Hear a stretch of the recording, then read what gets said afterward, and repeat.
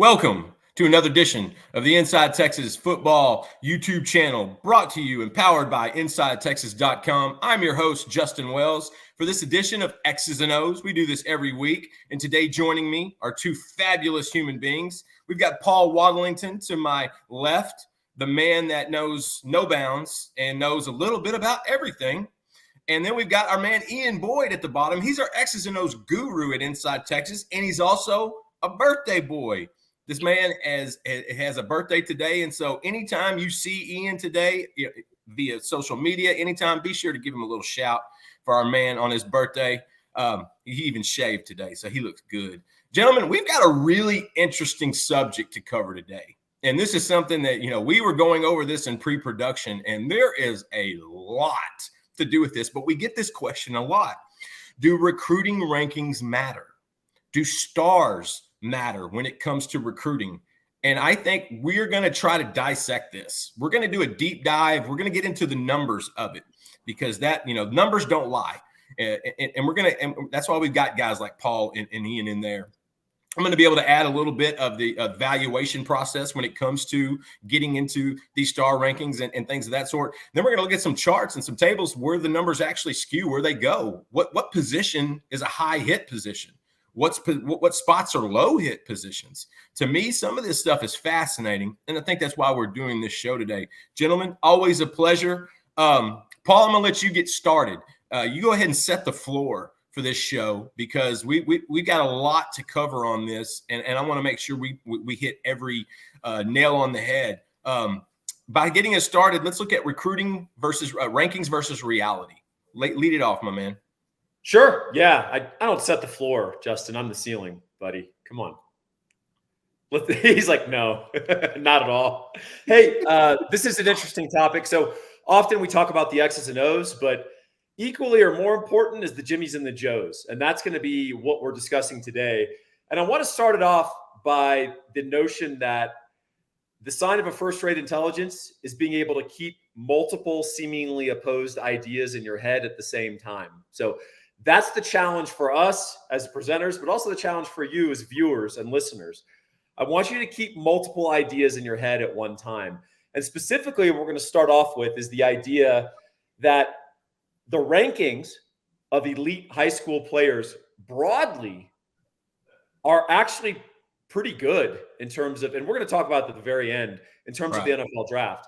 However, if you look at positional skew, the product isn't very good. It's not matching up to reality. It's not matching up to the reality of future NFL GMs and future NFL teams.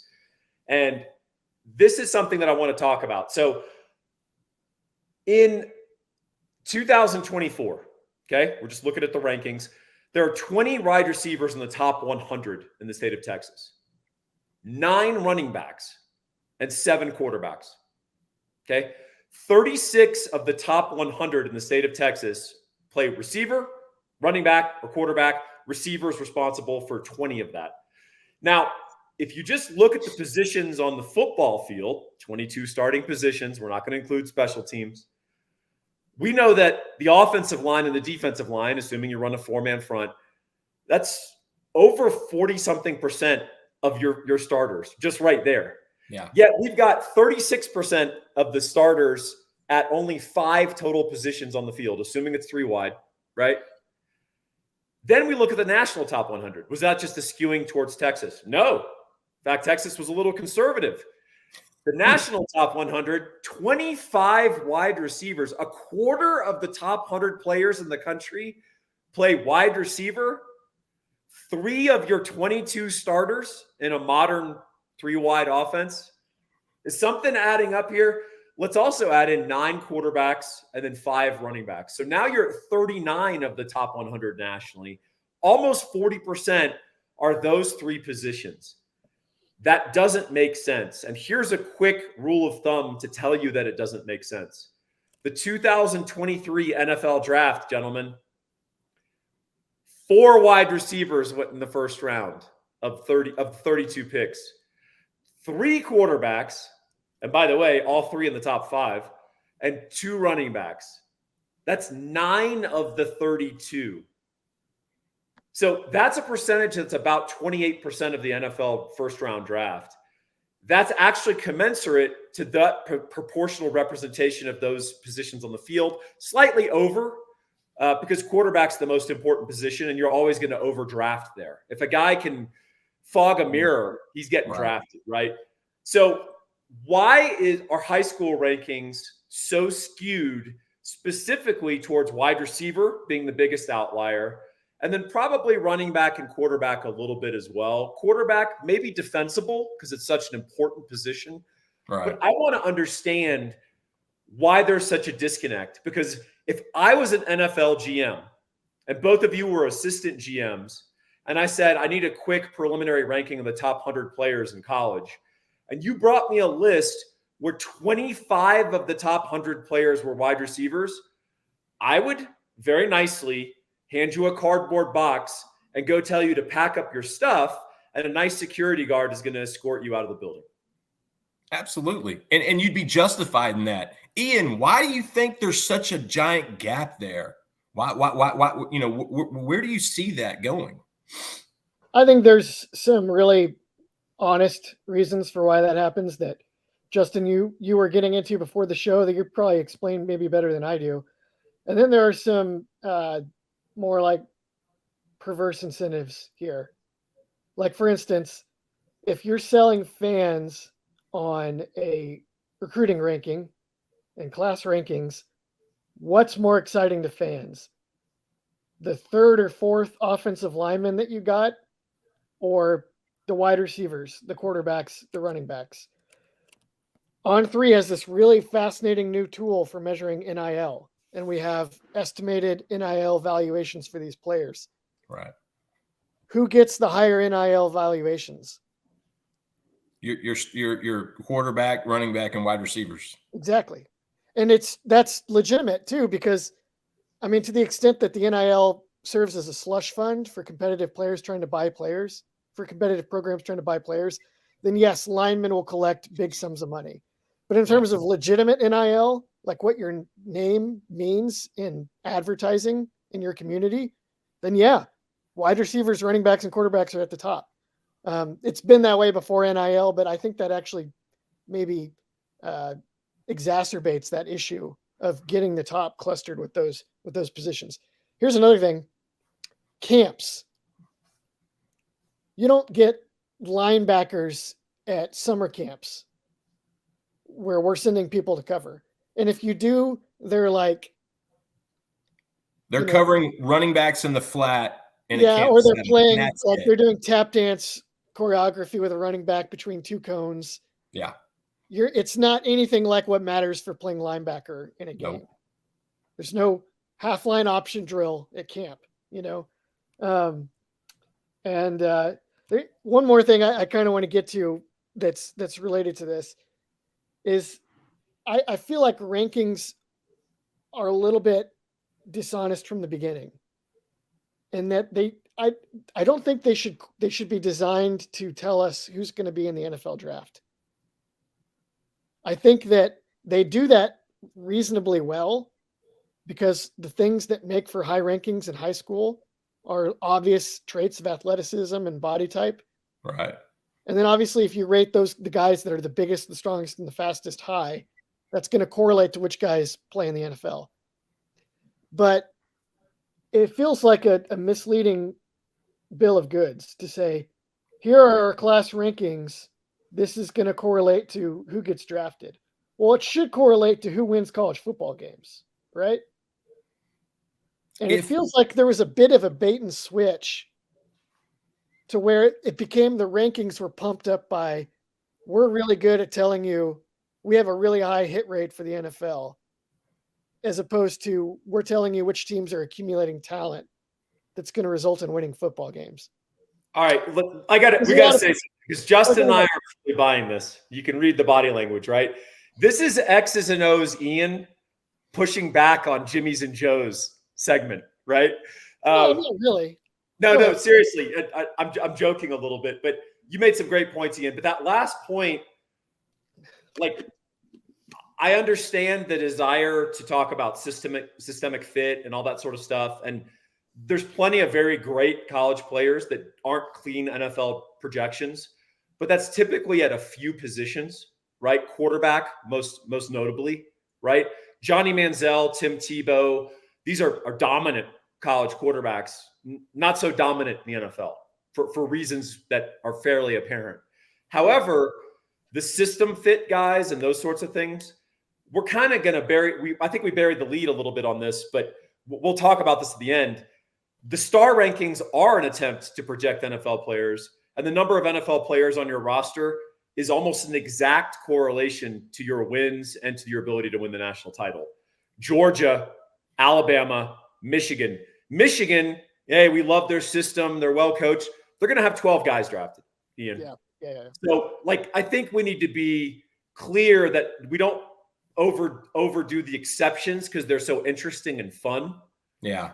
When understanding the core of this is D-line, O-line, DBs, are you pumping out 6, 7 of those guys every year into the NFL? If you are, you're in the playoffs or you're playing for a conference championship. More likely than not. Are there exceptions? Yes, but exceptions are typically proving the rule in this instance. Justin, what do you think? Just a couple things on what I love what Ian said about, the quarterback, running back, wide receiver. Those are more selling points. And I think I've got a little sample to that. My son and I collect, sports cards, football, basketball, and baseball. If you look at a box of any baseball cards, there could be any position on that box. Could be a pitcher, could be a catcher, could be a rookie first baseman. There's no positions. It doesn't matter. Basketball is the same way. You could have Luka, you could have Steph Curry, you could have Giannis, you could have all the positions. When you look at a box of football cards, I've never seen a linebacker on the box. I've never seen an offensive tackle on the box. You know what you do see? Quarterbacks, running backs, and wide receivers, because that's what sells. And I think that's part of the recruiting ranking system. Incidentally, even if it's inaccurate, which we've found some holes in it, that's part of the sell, because that's what people recognize. That's why their NIL evaluations are higher in general than other positions. It's just more exposure. It's just more on that bigger sell. Like, hey, this is this is that. But from a team standpoint of what you guys were talking about, the NFL does not draft on good college football players. They draft on potential. They don't draft on production, strangely enough. Otherwise, Charlie Ward would have played years. And some of these other guys would have, Cliff Kingsbury would have played years in the NFL. They don't draft on production. It's all about potential production. And I think that's where the rankings, we see some accuracy, especially at the top of those percentages. But at the bottom, my goodness, I didn't realize how much of a gap there was when it comes to other positions, which we'll kind of get into. Hey, Justin, let's dig in on that a little bit. I'll give you a big outlier just to illustrate our point. That's I kind of gave you the broad stuff for 2024, those rankings and how they're skewed versus the reality of the NFL draft, because those rankings do purport to tell you future NFL players, which in turn should also translate to college ability, right? Right. In 2019, and again, this is an outlier. They've done better in other years. In fact, I think this was the year where they had to rethink some stuff and rein it in a little bit, because I think someone saw it and just said, this is silly. In 2019, 11 of the top 25 players in the state of Texas were wide receivers. That's silly, right? Now, I understand every year is not consistent. Everyone knows that. Justin knows that more than anyone. There's just years where there's not a quarterback in the state of Texas. That's really exciting. There's other years where there's legitimately 5. And you're like, holy cow, Andrew Luck, Robert Griffin, we didn't recruit either. Or didn't recruit him effectively, I should say. So my question then, I want to narrow down on the specific issue beyond cynical reasons. Marketing reasons, forget that. Throw that out. Ian's point is wonderful in that regard. But from an evaluator perspective, why are wide receivers consistently skewed? Is it just that these guys are getting the ball and they're able to run around and they've got highlights and they're scoring and it influences even the evaluator, that they think that guy is more valuable than the 6'6", 275-pound guy with ballerina feet playing offensive tackle? When we talked about a pre-production, I thought, man, Texas does have a lot. And then we looked at it from a country standpoint, and the national was pretty, similar to Texas in that regard. Yeah, it was the same. And I think it's a couple factors. One, the most obvious to me, it's lazy. It's lazy evaluations. Because when you go to a camp, and we do this religiously, what's the first thing you notice about a camp is a wide receiver making a play. Because in the camp setting, that is geared for the wide receiver.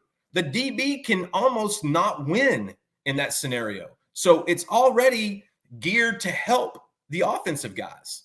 It's kind of in a weird way. That's just kind of how it is. And so I think a lot of times you'll see a Decorian Moore make 2 or 3 really good plays because he is a 5-star wide receiver. He is a legitimate guy. And then you'll see 3 or 4 other guys make some pretty good plays as well. And they automatically want to say, yeah, and then you had this guy and you had that guy. But that doesn't make them on par with DK Moore. It just means they made 2 plays against potentially a JV DB in a camp setting. It's lazy evaluation in my opinion. And so that's part of it. And then you also have to think about, like, wide receivers also a very diva-like position. They like that attention. And the more attention a player gets, the more promotable, the more value, exposure you see from that guy, because they're the ones when they make a catch and they like to, the wide receiver position can be a little diva in a way. And I think that's also part of it, because there's some self-promoting in that. And I think that gets into scouts. I think that gets into the evaluators, seeing that part of it. And one of y'all mentioned this earlier with the camps. Like, you can see some stuff from O-line and D-line when they do one-on-ones. Now, granted, they're not in pads, but you can see traits. You see size, you see movement, you see intensity, you see effort. And those all factor into it. But then when you bring in a linebacker, all you're seeing is a guy covering a running back in space between 2 cones a lot of times. And that is maybe the worst possible way to evaluate it. And now you're asking, well, why are we talking about camps? Because camps have a huge, huge incentive in these recruiting rankings. These sites will tell you that. If you see a player that doesn't go to many camps, unless he's just unbelievably elite, his ranking goes down because he hasn't been seen as much. There's not as much exposure. The only thing I go back is on film. And then you got to go back to film and watch film. And in the state of Texas, it's a spread era. And what you're seeing are 3 or 4 wide receivers in every set and every offense. And you're seeing those opportunities are increasing. And so I think mostly it's lazy, but I also think it's because we're in a scoring era, and in an era where the quarterback is so important and the receivers are just much more visible. There's so much more. You're seeing more work done there than you are on the other side. Now, can you find a good corner in a camp? Absolutely. But here's the problem. A good corner in camp doesn't mean he's good in high school, college, or the pros. It just means he's a good athlete. You have to really dissect that corner. Look at the high school tape. Look at his camp stuff and see if you can see fluidity in his hips. See if you can see his feet and his ankles, how he turns, his body, his mechanics and things of that sort. It's fascinating to me because I think every position has their own positives and negatives when it comes to game film and it comes to camps. But for whatever reason, we're in a time where, well, we see more receivers. So I guess we have to talk about more receivers. And in the draft, that's confirming it. Paul, we're seeing more receivers drafted earlier, and we're seeing less running backs than we were 20, 25 years ago. It is rare when you see a running back or 2 go in the first round. I believe in this last year's, Bijan Robinson and Jahmyr Gibbs were the only 2 running backs that went in the first round, both incredibly talented guys. And guys, believe it or not, that's kind of rare for the last, I guess, 5 to 7 year window. And so to me, it's just fascinating because I think it's lazy, number one, but it's easier to write up something you can see happen a couple times rather than really digging into the trenches and figuring out, well, is this D lineman a defensive end or is he a defensive tackle? Well, let's just put him in that category because he could be both in college. Well, you have to look for those traits. It's easier to see it in receivers and quarterbacks than it is in those other positions. Also, to bring some X's and O's into this, if I have a really good wide receiver in a high school team, I can move him around in a spread set. until I've got him lined up on the future plumber. Yeah. Right. And then he's going to look awesome. And the other team, their best athlete is probably playing wide receiver too. And if he is playing cornerback, the odds that their scheme is flexible enough to have him shadow my guy, a little dicey. Yeah, I might want to avoid the plumber. I'm going to look for the chiropractor or the orthodontist, right? That's a good point. Yeah, I mean, you can. I mean, so high school is getting so sophisticated in terms of the level of coaching that you can hunt matchups, right? So you're really highlighting these guys even more. It used to be the bell cow running back would dominate the high school game because it's pretty easy to hand a football off, right? Exactly. But the passing game, even just 30 years ago, you had elite wide receivers who'd catch 2 balls in a high school game, 3 balls, right? You were doing stuff. Williams. Yeah, I mean, you were doing things off their potential. Now you got high school receivers catching 14 balls in a playoff game. I mean, it's crazy the way you can feature them. The other factor I think that's interesting, we probably want to cover 2 things, and this is actually in defense of the evaluators. We're talking about late bloomers often versus early bloomers, relatively speaking. Yeah. So what I mean by that is, yeah, I can look at that wide receiver because that guy probably went through puberty when he was 12 and he had a 6-pack when he was 14. And when he was 16, he was running a 10-700 meters, right? The offensive tackle, he might be carrying some bad weight, or he might be big, tall, and skinny guy. And he's pretty athletic. And this is my pet peeve, and I'm going to go nuts. Everyone in the comments, if you're playing a drinking game, you can drink. I die inside when people actually question whether a 6'6", 280-pound 16-year-old can put on more weight and strength. It's like, that's the easiest thing for him to do, folks. What we can't do is make the most natural.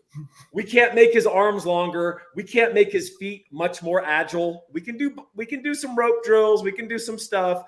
We're not going to give him ballerina feet just through drill work. Okay.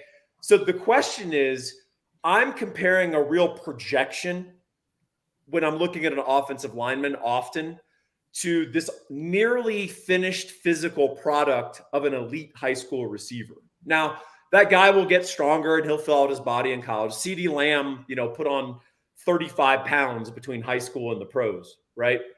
Yeah, but good example. The larger point holds. There are NFL running backs who in 8th grade, they weighed 195 pounds. And they're running a 4.6 40. Take the equivalent high school or the equivalent star NFL interior offensive lineman, Jason Kelce, the all-everything center for the Eagles. Yeah. What did he look like in 8th grade? Kind of a strong, fat kid, probably, right? He was probably that kid that could grow some facial hair before he probably had a full beard, but you didn't look at him and say, future NFL guy right there. Nobody did. When you saw in 8th grade Earl Campbell, you went, you're in 8th grade. So that is one thing I want to offer some defense of these guys. Yeah. This requires true projection. And so to Justin's point, you have to overcome some of your laziness and really dig in and say, hey, this guy, I think these are the traits he's exhibiting as an offensive lineman, as a defensive lineman, as a safety, that I think are going to be scalable. Whereas, this running back, this wide receiver, their talent is apparent. Yeah. Do I really need 11 guys in my top 25 who play wide receiver? Right. I mean, it's that in and of itself. If you turn that product into your boss, the boss should go, hey, come here, Justin. Come here, buddy. Yeah. Let me show you. And the hit rate's not going to match up with it at all. It's not and that's going to get us into. Go ahead. My question is, we talked about the marketing aspects, and that Ian nailed that. I think that's really smart. But also, these guys are trying to do their job. This isn't just this cynical exercise for these guys. They're trying to do this. So I think we actually have a graphic which demonstrates hit rates by position of the top 100. And as right before we put that up, I think Justin and Ian might have something to say. No, I'm just going to add that we need to pay the bills. And when it comes to paying bills, we got to talk about our man Andre the lawyer. Listen, this guy is tremendous. He helps out all sorts of people anytime you need him. If you're ever caught in a bad position, and we're talking about if you're injured, car wrecks, slip and falls, on the job injuries, 18-wheeler accidents, wrongful deaths. Whenever that occasion happens, God forbid, Andre Lawyer is the guy that's going to help you. You have got to call this guy. 214-444-8808. Andre helps out at all times, located in Dallas, but give him a buzz if you're reading this, because, listen, you ever get stuck in that position, it can be pure hell for you. Andre the Lawyer is going to bring you out of it. He's going to help you in each and every way. He's a big member of Inside Texas. He's been tremendous for us, and we want to make sure you guys know that this is the guy you need to call. Andre the Lawyer, 214-444-8808. Now we shift into segment number 2, which this one's going to be juicy. Y'all going to love this one. Now, let's go ahead and pull up the numbers. We looked at positions underperforming by rankings, and this is the one that tells the tale in my opinion. This is where math and the numbers don't lie. We looked at the top 100 nationally from 2009 to 2018, and gentlemen, this is where you're seeing some pretty big gaps and differences in what we'd like to call hit rates, something that Paul has really talked about a lot in pre-production. Yeah, so this is data compiled from The Athletic from between 2009 and 2018 of the top 100 nationally. So let's look at, it's a little busy, but once you start to look at it, you'll figure out it's actually pretty straightforward. The first round stuff is fine. It's interesting. I'm just looking at drafted. Like, did you identify an NFL player? Hey, we've been giving these guys a little grief, gentlemen, but hat tip to the gurus on defensive end to edge. 60% hit rate on the top 100, 66 of the 110 in the top 100 over that time period ended up getting drafted. And a pretty sizable number of that went in the first round. So they're doing a good job evaluating that guy. My pet theory is maybe these guys are apparent, meaning, look, if a guy's an early bloomer, 6'5", long arms, super quick and agile, also star on the high school basketball team, we kind of know where this is going, right? Look at the bottom. So we kind of prepared you guys for this. But Justin, Ian, and I were telling you the wide receiver, there's an incongruence between the high school rankings and then what's actually the reality. So look at that. 139, 138, I can't tell. I'm not wearing my glasses, but 30.8% of those were drafted. That's not good, gentlemen. That's a deficiency. And in fact, if you look, once you get past, defensive tackle, you're now under 50%. So defensive end, athlete, tight end, and defensive tackle. And then beneath that, the very worst performers, wide receiver, which I think we hit pretty hard. But I noticed our friend Ian Boyd is smiling when he saw the linebacker data. Why is linebacker such a difficult evaluation, Ian? Is it a function of the spread era?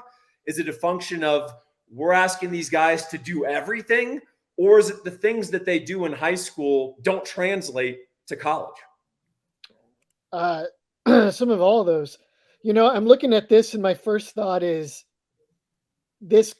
I like to use the rankings as a proxy for athleticism. The higher your ranking is, probably the more natural, obviously athletic you are. And so it's a really good way to gauge which teams are adding pure athleticism to their roster, right? Right. And that holds up really well here, except for wide receiver, which we've been talking about, and tight end, which is really high. So maybe we should come back to that later. Linebacker is the most obvious, this just isn't about athleticism in the way that people think it should be. Linebacker it's a very cerebral position right now because, like you said, we make linebackers against spread offenses today do everything. You got to read how the line is blocking. You got to read how patterns are developing. You got to react immediately. And then you either got to go battle with a 300-pound guy that wants to hurt you, or you got to go chase a 4'4" guy who wants to make you look stupid. And it's just a miserable experience. And so that leads to a lot of problems in evaluation and in development. Because if I'm a high school team and I've got a 6'2", 210-pound guy that's going to be like 230 with some college strength and conditioning, and he's smart and he's fast and he's strong and he's mean, and the back in the day I would have put him at Mike linebacker and said, play tackle to tackle and go dominate their run game. Now I don't want to put him at linebacker. He's going to get hunted. I'm going to have to teach him a million things just to get him on the freaking field. And then when I do, he may or may not have the impact I want. So I'm just going to say, hey, play edge and go chase the quarterback. Hey, play outside linebacker out in space and just play run, see ball, hit ball. Maybe play safety. Or better still, guess what? We're putting you on offense. You're going to play quarterback. You're going to play wide receiver. You're going to play running back, whatever, you know? And so you just don't get top athletes, especially in the state of Texas. This has been a huge problem for the Longhorns. Top athletes don't get taught to play linebacker in high school, with a few exceptions. And they're very notable, like Anthony Hill. So it just becomes this huge. And so then, like, when you look at the rankings of top linebackers, it's usually just like, who are the only freaks that actually play the position? Amongst all the freaks out there, which ones actually play linebacker? Okay, they're going to be top 100 by default. And then often they're actually like outside linebackers and they don't know how to play the position. And you don't know if it's going to translate for them when they move from like edge outside linebacker to, okay, now we're going to teach you a position called the mic. Here's the 500 things you need to know. It's asking a lot. Ian nailed that. And here's my only thing that I'd chime in with. If you look at the highlight tapes of high school linebackers, for the most part, what is the guy doing time and time again? Shooting a gap, blitzing or run blitzing.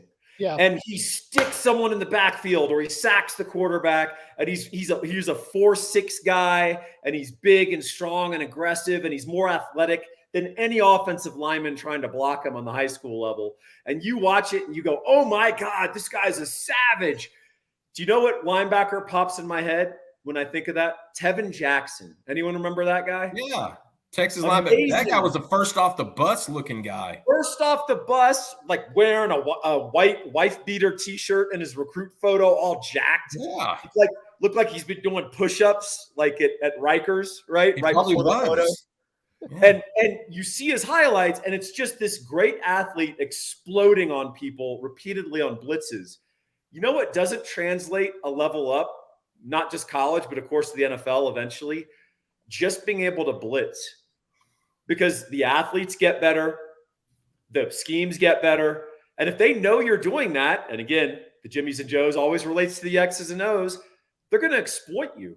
And Tevin Jackson, first off the bus, if I'm unaware, he never made a dent at the college level. And I think he was very highly rated, like a top 15 guy in Texas. Garnett Smith type. Yeah. So not to single him out, but that type occurs every year. And I've become so jaded to it. And I always just kind of roll my eyes and chuckle when I read the comments under those guys' highlights. I almost was worried Anthony Hill was that guy. And we found out he's not that guy. So This is a tough deal. And I got to say, I'm not surprised to see linebacker down there, but I do want to say, here's a position I am surprised to see, and it's athlete. That was the second easiest to predict according to these metrics. Over 50% hit rate. If you're a top 100 national athlete, you're getting drafted. Very likely, if you don't get injured, if you don't self-select out with knucklehead stuff, etc. Right? So that goes against the grain, because what's the common thing, Justin, we read in every evaluator's write-up? Doesn't have a clear positional fit. Well, that's to his credit. Yeah. There's a reason he plays 7 positions and also plays the oboe at halftime, and he's homecoming king, and he's also a head cheerleader, and he's like, doing field work. He's laying the white lines on the field before the game. It's Quandre Diggs, guys. He's playing quarterback because it's going to help Angleton win the game. We know what he could play. We know what he's going to be. And so I think this is fascinating that they are hitting on these guys, even though I think the typical fan reaction is, oh, it's not a clear projection. I prefer this guy who plays only wide receiver. You're actually, in a weird way, diminishing someone's athleticism by saying they can only play wide receiver, right? I love that this dude is a shutdown corner and also a dual threat quarterback and also running back, etc. I'm losing it. Justin, throw me a lifeline. Hey, this correlates with what Ian was trying to tell you. He's telling you if in that top 100, there's a good chance most of those are your top athletes. That jives exactly with what he was talking about earlier. And that hit rate's going to be high because the better athlete is what NFL teams are looking for. Potential, like we talked about earlier. Doesn't have to be production. I'll give you an example. The number 1 rated athlete in the country right now is Terry Bussey out of a little 2A school in Timpson, Texas. And the biggest question is, well, what position is he going to play in college? Who cares? He's an incredible athlete who has won at every single level, including gold medals in track and field. It doesn't matter what his position is going to be because his athleticism is going to overcome any evaluator's write up. He's going to be able to do those things. I want to say one other point before we shift into our final segment. With defensive ends, I'm wondering, with such the highest hit rate, I'm wondering if it's because of demand. And I say that I'm gonna put this in with Texas. Defensive coordinator Pete Kwiatkowski had a sales pitch to newly committed 2025 edge out of Pleasant Grove High School in Texarkana, Texas, Lance Jackson. He said, Lance, I'm going to show you something. How many tight ends go in the first round on average? And he looked at it because Lance is a really good tight end. He's a guy that actually plays 3 or 4 positions, could probably fit in the athlete category considering he threw in the low 90s on the mound in baseball and can dunk. He was actually a tremendous basketball player. And then he said, well, how many edge defensive ends go high in the draft? And it wasn't even close. And I think that's demand. It's quarterback, who can protect the quarterback, and who can get to the quarterback. Those 3 things get asked before anything else gets talked about. And I think that's why you see the DN rate be so high. And I also think that's why the athlete rate in this example is so high, because you got a guy that can do a little bit of all those things. And like Ian said, when he looks at these recruiting rankings, he generally sees the better athletes are higher rated because they can do more things, but their potential is more, and that is what the NFL wants. Justin, sorry, go ahead, Ian. No, I was going to change gears just a little bit, so you go ahead. Well, so I think that you brought something up very important, self-selection. These are not passive actors. These are people choosing lines of work based on future earnings potential. Amen. So this graph, this wasn't shown to Jatavian Sanders, apparently. Jatavian's going to be okay, though. But look, in the 1970s, okay, back when NFL players had off-season jobs, what flourished? The 1970s, the heavyweight boxing, right? The 1960s. If you were a 6'3", 220-pound man, or 240, and you got to train down, right, back then, and you're big and athletic and strong, is your best future earning potential trying to become the heavyweight champion of the world, or just even a contender? Or do you want to go play linebacker and make $45,000 a year and sell insurance in the summer? There is a self-selection to this. I laugh every year during March Madness, gentlemen, when I'll find some dude who grew up in the Bronx, New York. He's a power forward for Ithaca. He's 6'5", 260, and the dude's just filling out his uniform, and he's just jacked and he's explosive. But he's not going to play in the NBA, guys. He's too short. But had this dude grown up in Houston, had this dude grown up in Atlanta, this guy's an edge. And he's not playing basketball in college. Or a tight end. He's a tight end. He's a future NFL draft pick. And we've proven that. We've taken dudes who literally didn't play high school football, Antonio Gates, and made them into one of the greatest tight ends in history based purely off of his basketball ability. So Yeah. Let's also appreciate there's a self-selection to this. And that ties in with my final point on this chart. And I think Ian will wrap it up for us and switch gears. Look at DT, defensive tackle. That's third from the bottom. I was surprised by that. I'm not. And here's why. There's a self-selection of I want to go maximize my earning potential. And there's a self-selection of I eat too much. I don't like to work hard. I don't feel like working out. And I think more than any other position, not to generalize, I can think of so many guys that I saw in high school that I knew were going to be NFL players if they stayed on the straight and narrow, and they couldn't do it. And many of them literally ate themselves out of college football and the NFL. Many of them. I see those recruits every class, Paul. Texas, I'm not going to name names, but I think you guys don't want to think too hard. I mean, I'll name a name. Taylor Bible was one of the most impressive juniors in high school I've ever seen on film. Okay. Defensive tackle. 2 years, 3 years. I mean, he showed up as a freshman. I was excited. I went to go see the first practice that was open. He had put on 50 pounds of bad weight. And effectively his career was over because he didn't get into shape and basically just sort of frittered it away. I think this position more than any other is prone to losing its potential off the field. So maybe that's just my supposition, but I'm just curious if you guys have any thoughts, or we can just turn it to Ian and wrap it up. That was nearly T'Vondre Sweat. Look at how big of a jump he made in coming back for one more year and being like, I'm going to give this one really good, serious attempt and see how high I could be drafted. And it was a very stark difference between T'Vondre Sweat was a really good player in 2022. Yep. In 2023, he was one of the most dominant players in the nation. Yes. And how much of that was just motivation and work and not choosing the path that you've described, right? And their bodies are predisposed to be that big anyway. So they're fighting an uphill battle regardless. Yeah. Well, if you guys know former college players or NFL players who are offensive linemen, defensive linemen, they go one of two ways. They retire and they get all cut up and they look amazing, right? Yeah. Or they end up over 400 pounds, right?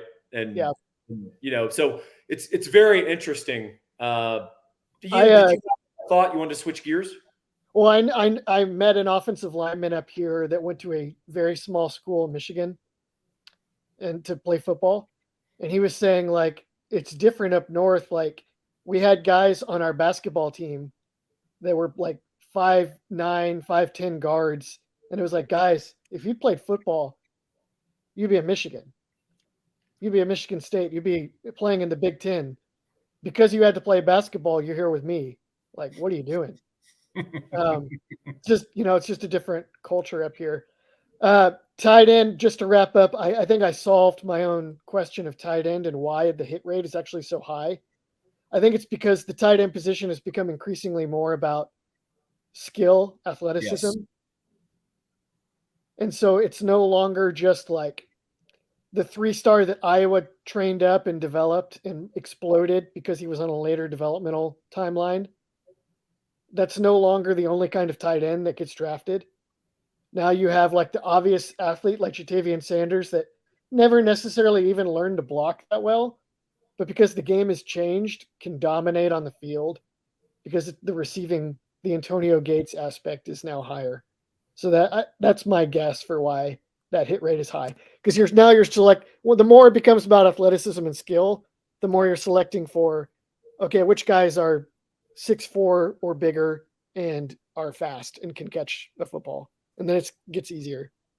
And don't forget, Ja'Tavion Sanders, and this is going to be great as we pivot into stars do matter, because as the math and the numbers show that's accurate. Stars do matter. Ja'Tavion Sanders wasn't listed as an edge. He wasn't listed as a tight end. He was the number one athlete in the country. That was his designation. And so he had to get on campus and learn how to play the position of tight end. We hear it all the time. Stars don't matter. especially from parents, usually parents of kids that the recruiting rankings may not be as generous to them as they are to other players. But the math just says otherwise, Paul. It's pretty stark when you look at it. And the NFL draft, to me, is the perfect example of justifying stars mattering. So I prefaced all of this by saying the idea is you need to hold multiple ideas in your head at the same time to really get this show, right? F. Scott Fitzgerald said the test of a first-rate intelligence is the ability to hold two opposing ideas in the mind at the same time and still retain the ability to function. So we just said that there's these inefficiencies in the recruiting evaluation market. And we talked about all sorts of stuff. And we said, this is lazy, or this is harder to project, or this is that. At the end of the day, the big data, the big numbers, stars do matter. And here's why. I'll just cut to the chase. 5 stars, and this represents less than 1% of people who are being recruited by major colleges. They are 15 times more likely to be drafted in the NFL than a 2-star. Do stars matter, gentlemen? A 4-star is 5 times more likely to be drafted versus a 2-star. Now, Texas fans have a skewed idea. We think 4 stars grow on trees, right? 4 stars represent a tiny fraction of the recruitable recruits that are out there. The vast majority of recruits are 2 stars or no stars, right? There's also, a fair number of 3 stars. 4 and 5 stars are very rare. 4 stars are 5 times more likely to be drafted versus a 2-star. Do stars matter?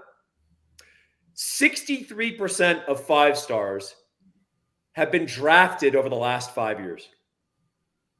So if you're rated a 5-star over the last 5 years, and by the way, this hit rate for the gurus, the people we just gave some grief, right?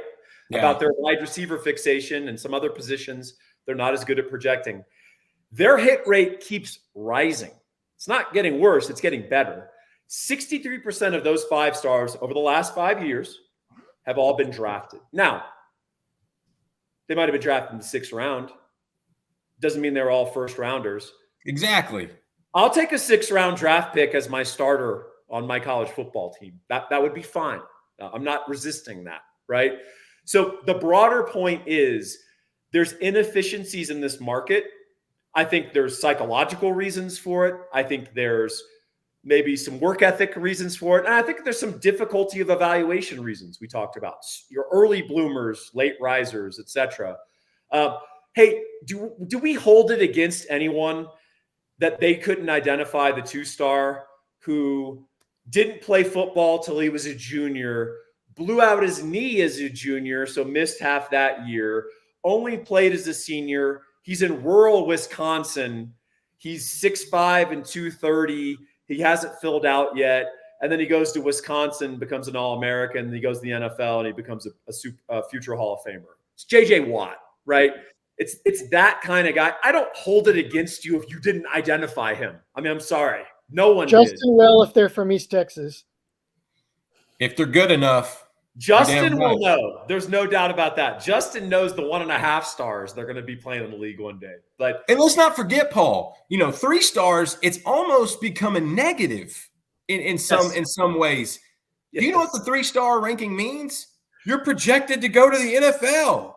Now, granted, there's a bigger pool, obviously, of the 3 stars. That's maybe more of your majority outside of probably the 2. But those are still projected to be NFL guys. And a lot of times, like a Devondre Sweat, that's a 3-star.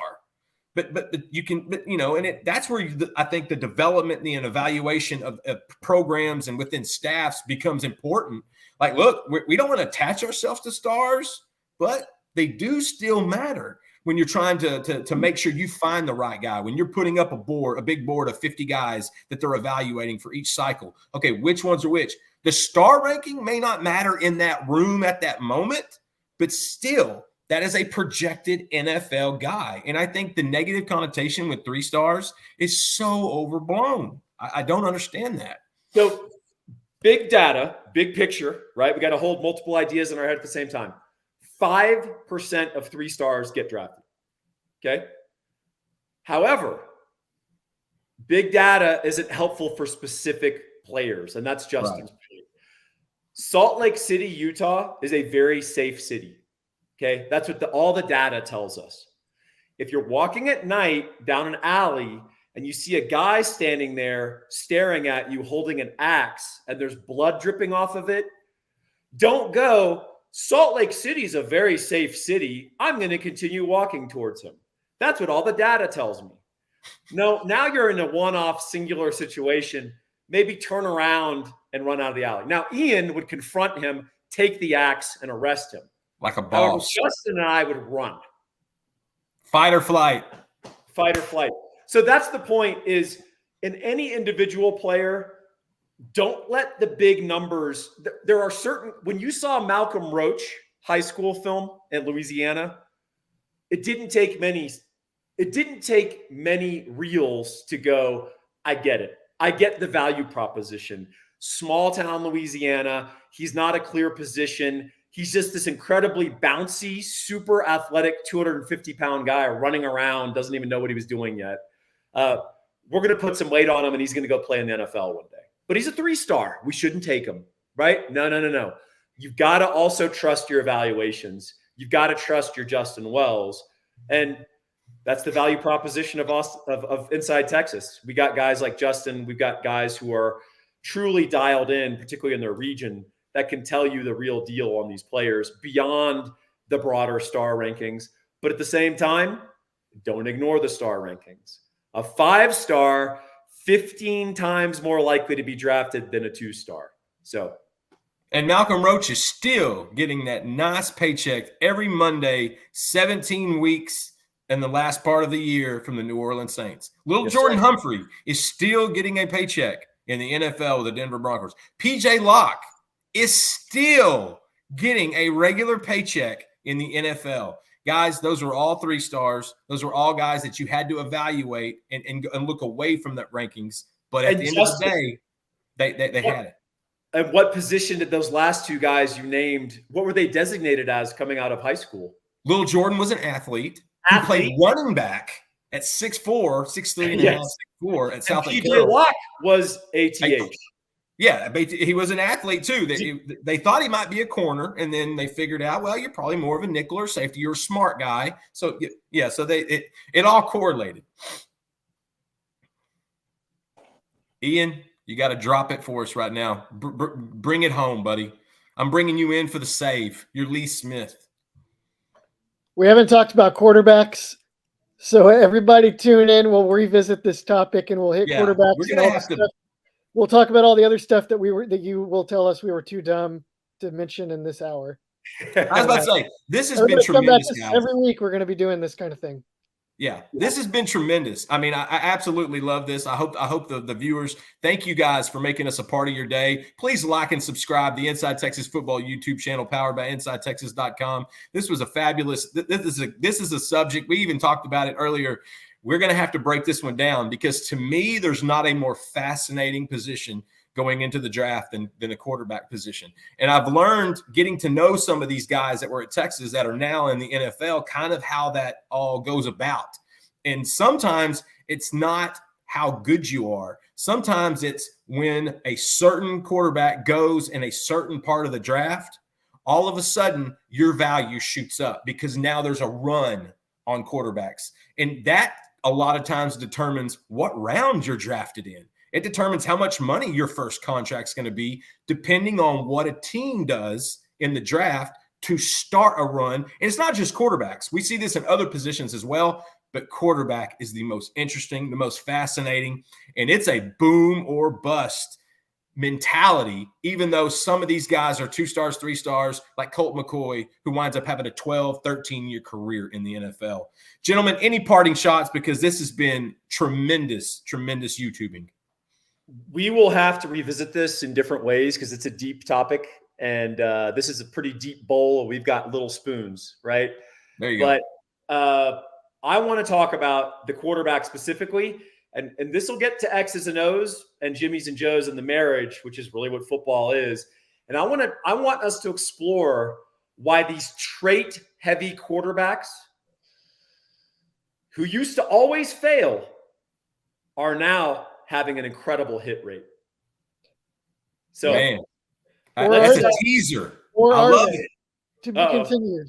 To be continued. To be continued. Gentlemen, thank you so much. Again, like and subscribe to the Inside Texas Football YouTube channel. We sure do appreciate your time. We'll be back next week for another edition of X's and O's. We'll probably have our main man, Drew Kelson, back in the mix as well. He was having to do a few things, so we had to try to imitate him in the aggregate. I don't think we did, because I think that's impossible, because Kelson's beautiful.